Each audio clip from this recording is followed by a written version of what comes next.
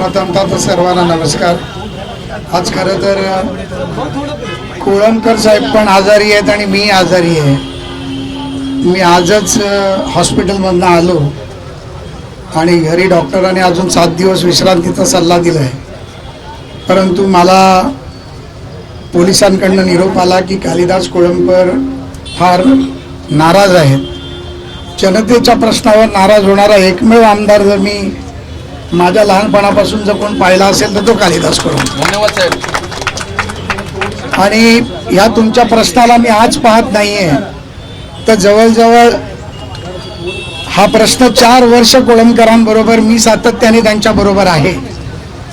160 मीटरचा पूल होता तो 130 मीटरवर आणला आणि मग मला माननीय मुख्यमंत्र्यांचा फोन आला की तुम्हाला जाऊन, कारण कोळंबकर साहेबांना मुख्यमंत्री साहेब के बोलतात, तर केला जाऊन समजाव सरकार आपलं आहे, मुख्यमंत्री मी आहे आणि के जे बोलेल ते मी करून देणार। मी माझं ड्रेसिंग चालू होतं, मी तसाच कोळंबकर साहेबांकडे गेलो आणि साहेबांचं आणि CM साहेबांचं बोलणं करून दिलं।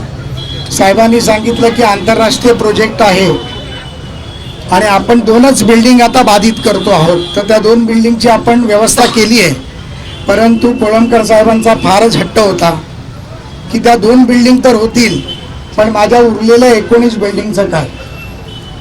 त्यामुळे इतर लोकांप्रमाणे जे गिरगावमध्ये झालं ते माझ्या नायगावमध्ये मला करायचं नाही आहे, तर तिथे क्लस्टर करावा।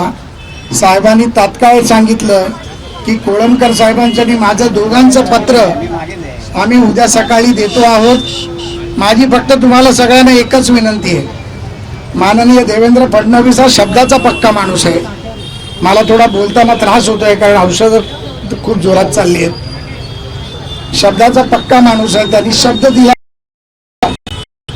आणि निश्चितपणे एकदा आपल्या साहेबांचं त्यांच्या वॉलचं ऑपरेशन होऊन जाऊ दे, 7 दिवसाचं 10 दिवस होतील, पण तुमची बैठक लावण्याची जिम्मेदारी मी घेतो, कोळंबकर साहेब घेतो। त्यामुळे ते होईल तोपर्यंत मी पुढच्या आठवड्यापर्यंत बरा होईल। पत्र उद्या सकाळपर्यंत साहेबांच्या कार्यालयात पोहोचेल याची खात्री तुम्हाला करतो। तुम्हाला त्या पत्राची कॉपी सकाळी मी पाठवतो। आमचे जिल्हाध्यक्ष नीरज उभारे आणि आमचे सरचिटणीस गजेंद्र धुमाळे तुमच्याकडे त्याची प्रत आणून देतील।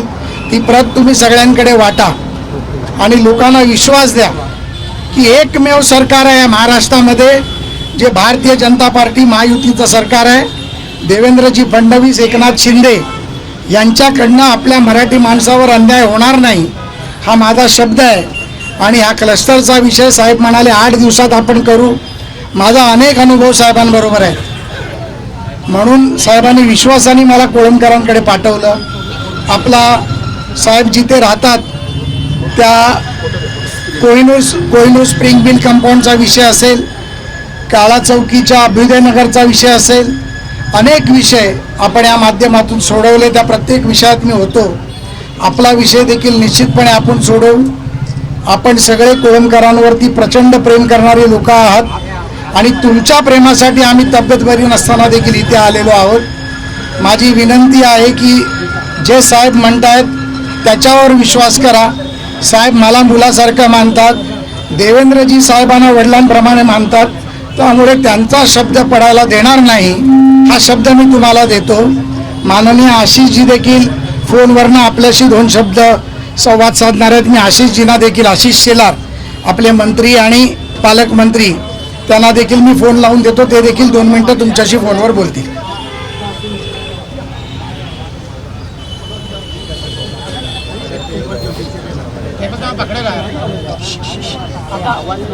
भाई खुश ना? धन्यवाद सर। आज झोप सुरू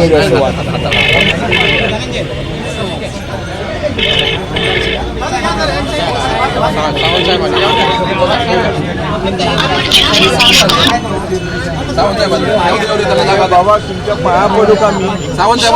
तुमच्या अरे महेश शांत बसा, माझ्या जनतेला ऐकू दे। आमचे मित्र महेश सावंत देखील आहेत. महेशजी, तुम्हाला पुन्हा एकदा सांगतो, सीएम साहेबांचं माझं बोलणं करून दिलं मी. माझी तब्येत बरी नाही, हॉस्पिटलमधनं आलो. साहेब पण आजच आले. हा, आणि साहेबांना परत उद्या हॉस्पिटलला घेऊन चालतोय. साहेबांनी शब्द दिलाय की 7 दिवसात आपण बैठक लावतोय क्लस्टरच्या बाबतीतली, आणि हा निर्णय आपण घेतलेला आहे. आणि जो काही निर्णय होईल तो मराठी माणसाच्या हिताचा निर्णय होईल, क्लस्टरचा निर्णय होईल, आणि लवकरात लवकर त्या बाबतीत निर्णय होईल.